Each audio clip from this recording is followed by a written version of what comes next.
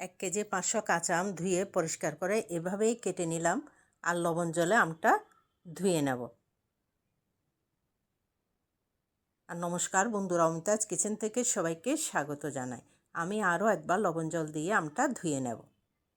ধুয়ে একটু মুছে নিলাম। আর 1 কেজি 500 আমের জন্য আমি 1 কেজি চিনি দিয়েছি।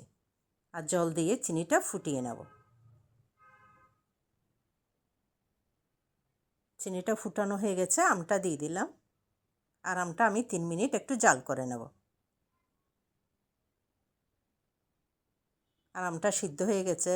এক টুকরা আদা সরু সরু করে কেটে মশলা হিসেবে দিয়ে দিলাম।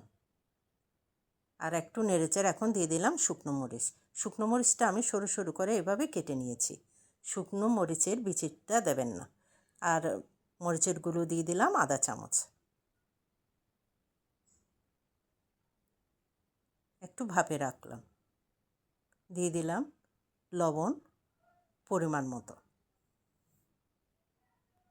আপনারা দেখতে পাচ্ছেন আচারটা প্রায় হয়ে গেছে। এভাবেই আপনারা একবার বানিয়ে ফেলতে পারেন কাঁচা আমের কাশ্মীরি আচার।